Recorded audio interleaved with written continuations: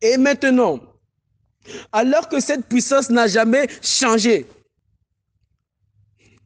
et que ce même Jésus, lorsque nous l'acceptons dans notre vie personnelle, c'est la même puissance qui doit opérer.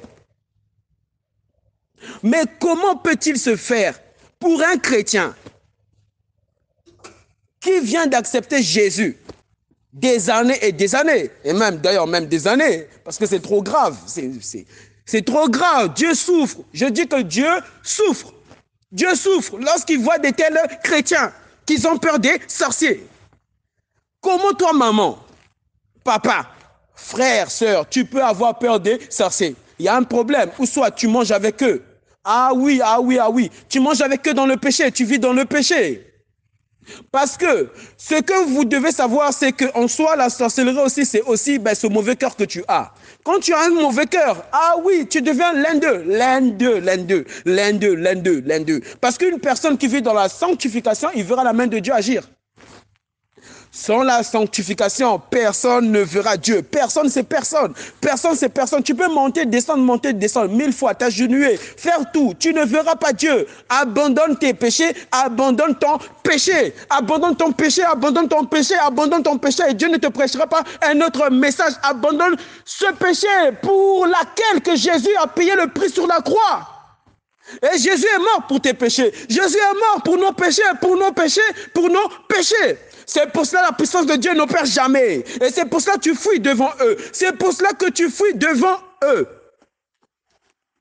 Oh, lorsque moi je rencontre un sorcier, je dis Seigneur, tu m'aimes trop. Oh Seigneur, oh Jésus, tu m'as fait grâce aujourd'hui. Quelle grâce!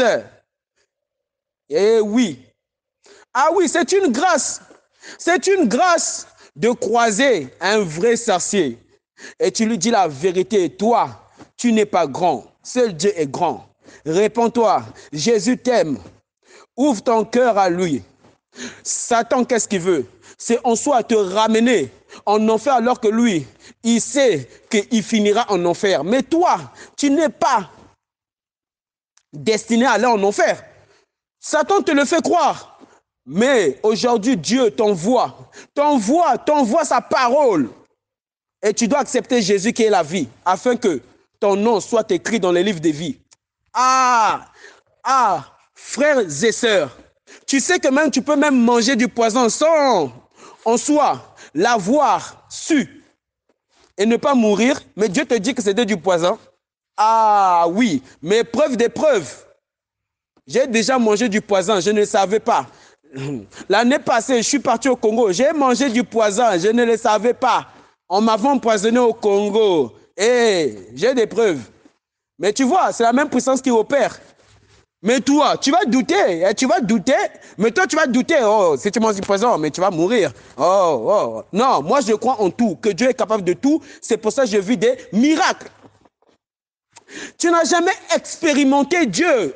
Est-ce que tu as déjà expérimenté Dieu? Ce n'est pas des petites expérimentations. Vraiment. Expérimenter Dieu. Frère, lorsque tu expérimentes Dieu, tu es prêt à tout. Hein? Tu es prêt même d'aller même en prison. Ah, je te dis la vérité. Tu es même capable même, quand même Dieu te fera grâce de croiser même le président, de lui prêcher la parole, de lui dire toutes les vérités. Ah, je te dis, c'est ça les martyrs du temps de la fin. C'est ça les martyrs du temps de la fin. Quel est cet évangile, bien-aimé, qui nous pousse en soi à vivre une vie chrétienne comme nous le voulons? Et lorsque le Saint-Esprit nous parle, nous agissons pas. Parce que le Saint-Esprit en soi, c'est un gentleman. Il ne te forcera jamais. Il ne te forcera jamais à faire quelque chose pour Dieu. Tu dois le vouloir et tu dois avoir la soif. Et lorsque même, en soi, tu entends que ton oncle est sorcier, même pour dormir à ses côtés, tu as peur et tu trembles. Non, dors à côté de lui, dors à côté de ton oncle sorcier. Il ne te fera strictement rien. Et dis au nom de Jésus, toi, quel privilège que j'ai, que Dieu me donne aujourd'hui de dormir à côté de toi. Oh oncle, je t'aime. Dieu t'aime. Tu sais pourquoi je t'aime? Parce que j'ai Jésus, je l'ai accepté. La rancune, je ne l'ai plus dans mon cœur. La rancune, elle a disparu. Oui, c'est Jésus qui l'a fait disparaître. C'est Jésus qui l'a... Fais disparaître. Et tu dois prêcher de tout ton cœur, de toute ta force. Oh oui, tu dois leur communiquer la puissance du Saint-Esprit, la puissance de Dieu. Dieu, le commencement.